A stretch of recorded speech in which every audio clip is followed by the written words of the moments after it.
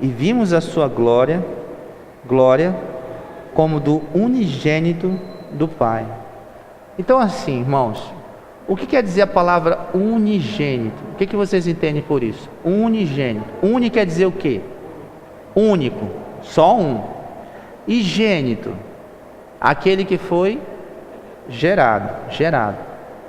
O único que foi gerado.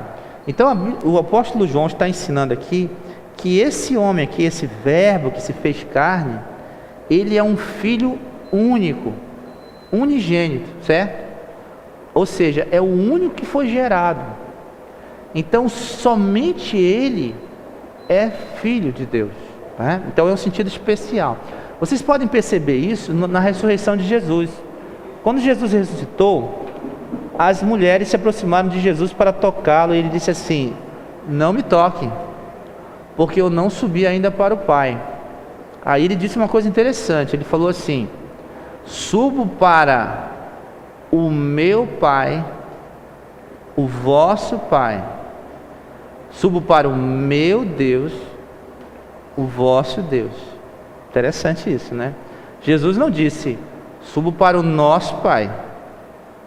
Ele manteve na mente dele, e ele mantém isso, a ideia de que ele é filho de Deus de uma forma especial, e nós somos filhos adotados. Então ele disse assim, quando ele ressuscitou, ele disse: olha, subo para o meu Pai, o vosso Pai, para o meu Deus, o vosso Deus. Ele podia ter dito: subo para o nosso Pai, né? Mas ele não disse isso, certo?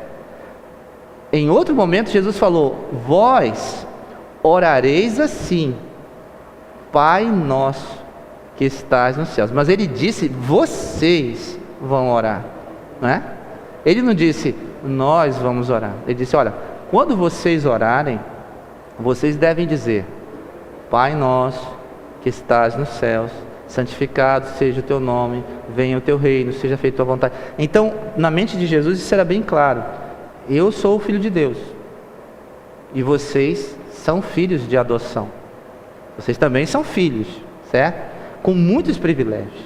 Então, na aula de hoje, eu queria voltar lá para Efésios e a gente pensar o seguinte: quando a gente está estudando a carta aos Efésios, Paulo vem falando de quê? Paulo vem falando de bênçãos, certo? Para aqueles que não tiveram nas aulas passadas, nós estivemos falando, nas últimas 4 aulas, que a Bíblia fala que Paulo começa a louvar a Deus e dizer assim: olha, bendito seja o Deus e Pai de nosso Senhor Jesus Cristo, que nos tem abençoado com toda sorte de bênçãos espirituais nas regiões celestes em Cristo Jesus. Então Paulo está falando de muitas bênçãos, de muitas coisas boas que Deus está fazendo na nossa vida em Cristo Jesus. Aí ele está falando assim: olha, a igreja, ela está debaixo de um temporal de bênçãos, debaixo de uma chuva torrencial de Deus de bênçãos. Muitas bênçãos estão caindo sobre a vida de vocês. Que bênçãos são essas? Aí ele começa a falar, por exemplo, ele diz assim: olha, vocês foram escolhidos antes da fundação do mundo, vocês foram chamados para ser santos e irrepreensíveis perante Ele. Em amor, Ele predestinou vocês. Aí ele fala uma bênção aqui: vocês são filhos. Pense bem nisso. A bênção que Paulo está falando aqui é: vocês são filhos, certo? Então o que eu queria que a gente pensasse hoje é sobre os privilégios e os deveres que os filhos possuem. Quando eu falo assim filhos, eu estou falando em filhos de Deus, certo? Então vamos lá. A pergunta central que eu quero fazer para vocês é o seguinte: você é filho de Deus? Você é filha de Deus? Pense nisso, não responda, apenas pense. Como é que você sabe que você é filho de Deus? Quais são os indícios, segundo as Escrituras, não segundo eu acho, né? Eu não estou falando eu acho, mas segundo a Bíblia, como é que eu sei que eu sou filho de Deus? Como é que eu posso ter certeza? Quais são os sinais que eu tenho na minha vida de que eu sou filho de Deus? Então a Bíblia dá sinais, dá indícios de que eu sou filho de Deus. Então, o primeiro indício que eu queria que você anotasse aí no seu caderninho é o seguinte: se eu sou filho de Deus, eu sou guiado pelo Espírito de Deus. Repita comigo. Se eu sou filho de Deus, eu sou guiado pelo Espírito de Deus. Vamos abrir em Romanos, capítulo 8, e você vai ler comigo essa verdade. Em Romanos 8,14, a Bíblia diz: eu sou filho de Deus? Sim ou não? Sim, eu sou. Mas por que você tem certeza de que você é filho de Deus? Então a primeira indicação é: se eu sou filho de Deus, eu sou guiado pelo Espírito de Deus. Então vamos ler juntos aí, todo mundo? Romanos 8,14. Pois todos os que são guiados pelo Espírito de Deus são filhos de Deus. Mais uma vez. Porque todos os que são guiados pelo Espírito de Deus são filhos de Deus. Então, se eu sou guiado pelo Espírito Santo, eu sou filho de Deus, eu sou filha de Deus.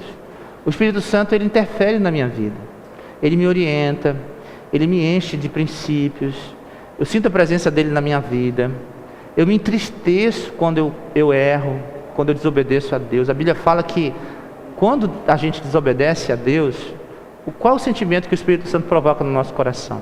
Lá em Efésios está escrito isso. Tristeza, não é isso? Lá em Efésios, se você abrir em Efésios, no capítulo 4, né? Efésios, capítulo 4, capítulo 5.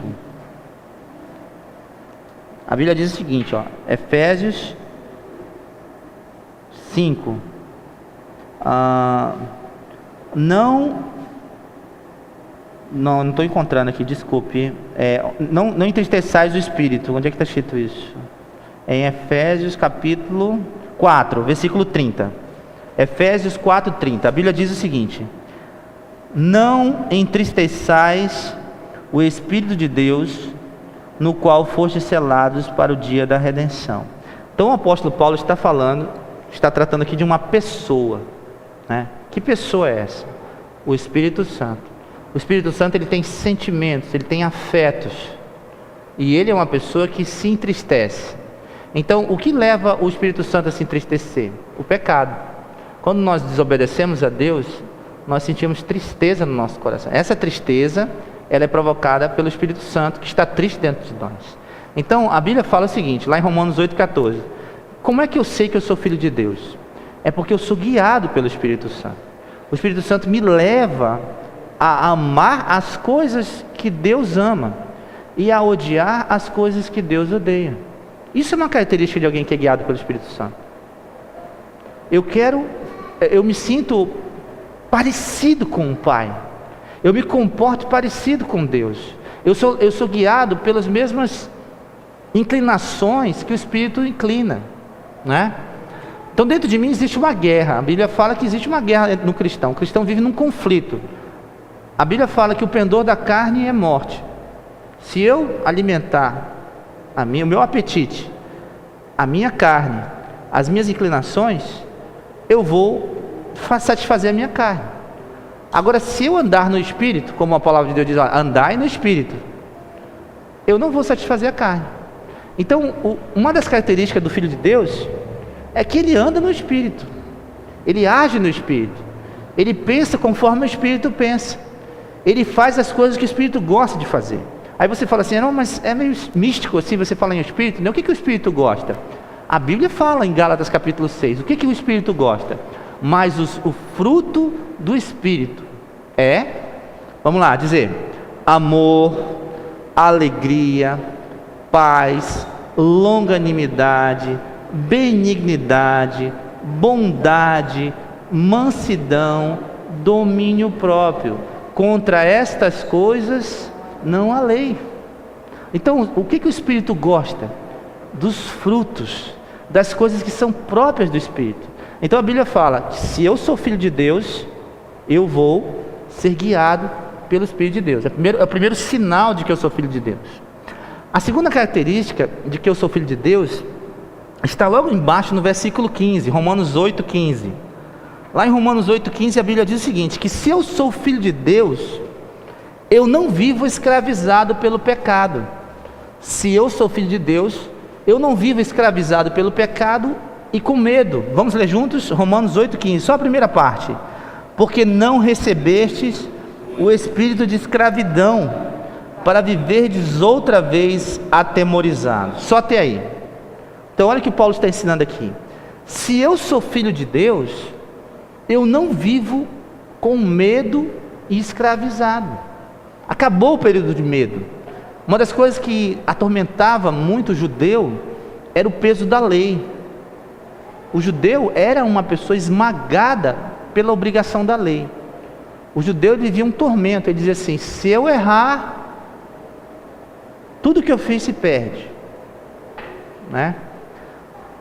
Existe uma religião que não é cristã, que vive também um tormento assim, que é a religião muçulmana. O muçulmano, ele é uma pessoa que vive de acordo com os padrões do Alcorão. E se ele errar um pingo do Alcorão, tudo que ele fez se perde. E na mente do muçulmano existe um agravante. Na teologia do muçulmano, o muçulmano não peca. Quem peca é o infiel. Então, quando os missionários cristãos vão evangelizar os muçulmanos, existe um grande problema. É porque quando você vai evangelizar um muçulmano, ele parte do princípio de que ele não peca. Por isso que há uma guerra tão grande entre cristão e muçulmano. Porque o muçulmano, ele acha um absurdo essa teologia cristã de pecado. Você diz que você é cristão, que você serve a Deus, mas você diz que peca? A Bíblia fala que eu sou pecador, e que apesar de eu ter me convertido, eu vivo debaixo desse conflito. Aí o muçulmano falou: não, na minha religião não. O Alcorão diz que só quem peca é o infiel. Eu não peco, eu sou perfeito, porque eu sigo Alá, né? Então na mente dele existe isso. E isso gera o quê? Isso gera culpa, porque o homem peca. Como é que você trata isso? Lá em Londrina, no Paraná, tinha uma igreja evangélica, que o pastor se levantou e falou assim: olha, aqui nessa igreja ninguém peca. E gerou uma teologia maluca lá naquela igreja, uma coisa assim, doentia, patológica, em que os membros daquela igreja lá em Londrina, eles viviam desse jeito, eles se consideravam sem pecado. O comportamento deles, por mais que fosse errado, mas Jesus havia apagado tudo, então eles eram perfeitos. E isso a igreja adoeceu com esse tipo de coisa, porque isso não é bíblico. A Bíblia diz lá em 1 João, que se alguém diz: eu não tenho pecado, é mentiroso, e faz de Deus mentiroso, porque Deus diz que nós somos pecadores. Então a misericórdia de Deus é a gente entender que apesar de nós sermos filhos, nós não somos perfeitos. Mas o que acontece? O filho, ele vive sem medo. O filho não vive com aquela coisa na cabeça: a qualquer momento eu posso perder tudo que eu tenho. Você já parou para pensar nisso? Quantos privilégios você tem por ser filho de Deus hoje, filha de Deus? Você acha que amanhã de manhã você pode acordar e tudo que você tem se perder? Jesus ensinou isso lá em João no capítulo 8, Jesus estava falando sobre a segurança de nós sermos filhos. Ele disse o seguinte, falando sobre pecado, é João 8, João capítulo 8,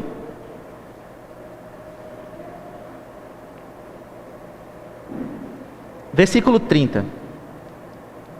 Diz o seguinte a Bíblia, João 8:30. Ditas essas coisas, muitos creram nele. Disse, pois, Jesus aos judeus que haviam crido nele: se vós permanecerdes da minha palavra, sois verdadeiramente meus discípulos, e conhecereis a verdade, e a verdade vos libertará. Responderam-lhe: somos descendência de Abraão, e jamais fomos escravos de alguém. Como dizes tu, sereis livres? Replicou-lhes Jesus: em verdade vos digo, todo o que comete pecado é escravo do pecado. O escravo não fica sempre na casa, o filho sim, para sempre. Se, pois, o filho vos libertar, verdadeiramente sereis livres. Olha o que diz o verso 35. Na época de Jesus, havia dois tipos de categorias vamos dizer assim, de pessoas dentro da casa. Haviam as pessoas da família, que eram os filhos. E havia um grupo de pessoas lá, que seriam os empregados domésticos hoje, não é? Mas só que os empregados domésticos de hoje não se comparam aos escravos de antigamente. Não há comparação. O senhor de um escravo no Império Romano, ele tinha poder sobre a vida e a morte do escravo. Então, dependendo do senhor, tinha senhores que eram bons, que eram tolerantes, e tinham senhores muito cruéis. E era uma coisa terrível. Por exemplo, vamos supor assim, o escravo queimava a comida. Aí o senhor dizia assim: pode matar. Já imaginou, queimou o feijão? Mata. Matavam o homem por causa de ele tinha muito dinheiro, ele era muito rico.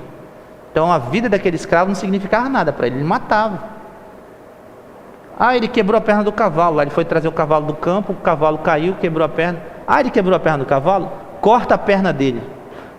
Corta a perna do escravo. Aí cortava a perna do escravo porque ele quebrou a perna do cavalo. Era uma coisa cruel, fora de comparação. Não tinha como você dizer assim: nossa, mas isso é desumano. É desumano mesmo, mas era assim. O escravo, ele não era uma pessoa, ele era uma coisa. Tanto isso é verdade que os historiadores dizem o seguinte: que um escravo, ele podia ser propriedade de mais de uma pessoa ao mesmo tempo.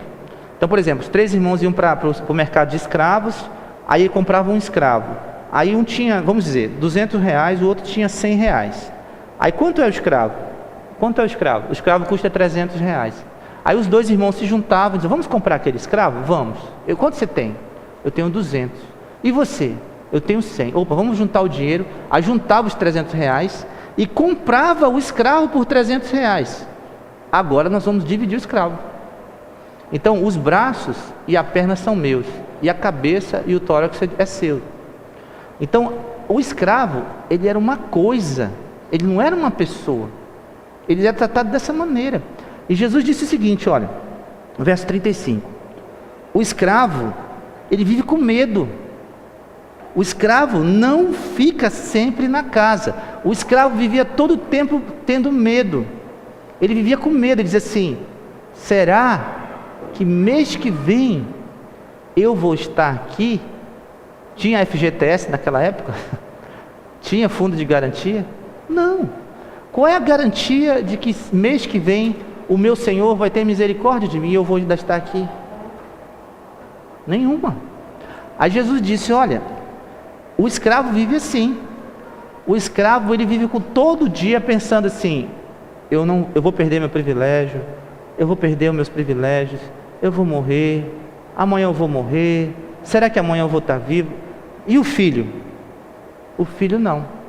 O filho dizia: eu sou filho, filho é para sempre. Aí Jesus diz: se o filho vos libertar, verdadeiramente sereis livres. Esse sentimento de medo que vocês têm, por quê? Porque todo aquele que peca é escravo do pecado. E aliás, na verdade, é isso que acontece. Presta atenção. Você é escravo do pecado. A relação que você tem com o pecado é essa. O pecado, ele te usa. Ele fala assim: fica aqui comigo. Aí amanhã, fica aqui comigo. Aí daqui a 3 dias o pecado vai dizer: eu não te quero mais, eu vou te matar. Aí o pecado te mata. É isso que Jesus está falando. Vocês estão se relacionando com o pecado como o Senhor se relaciona com o escravo. O escravo não fica para sempre na casa do pecado. Vai ter um dia que o pecado vai dizer assim: agora eu vou te matar. Agora, se vocês forem para outra casa, a casa do Filho de Deus, lá vocês não vão ser escravos. Lá vocês vão ser tratados como filhos. Então o filho, se você é filho de Deus, aquele medo vai embora, né? Então, se a gente é filho de Deus, a gente não pode viver com medo. Se eu olho para uma pessoa que está sentindo medo: eu tenho medo. Eu tenho medo de perder as coisas que Deus me deu. Eu tenho medo de perder a salvação. Eu tenho medo de perder a vida. Eu não sei para onde eu estou indo. Não é filho de Deus. Não é filho de Deus. Porque a Bíblia, o apóstolo Paulo está dizendo aqui, olha, o filho, ele não vive debaixo dessa égide, desse emblema de medo. Volte lá em Romanos 8,15. Terceira característica do Filho de Deus, Nós estamos estudando filhos de adoção. Nós somos adotados em Cristo Jesus, conforme Efésios 1:5. A terceira característica de um filho é que o filho depende do pai como uma criança pequena. Vamos ler? Mas recebestes o espírito de adoção. Romanos 8:15. Mas recebestes o espírito de adoção, baseados no qual clamamos: Abba, Pai. Leia também Gálatas. Gálatas também repete o mesmo conceito. Gálatas capítulo 4. Gálatas capítulo 4, versículos 5 e 6 e 7. Diz assim: Cristo nasceu de mulher, nasceu sob a lei, para resgatar, Gálatas 4, 5, para resgatar os que estavam sob a lei, a fim de que recebêssemos a adoção de filhos. Olha aí, de novo, adoção, hein? A adoção de filhos. E porque vós sois filhos, enviou Deus ao nosso coração o Espírito de seu Filho, que clama: Abba, Pai. De sorte que já não és escravo, porém filho, e sendo filho, também herdeiro por Deus. Eu pensei muito sobre essa questão de Abba, Abba Pai.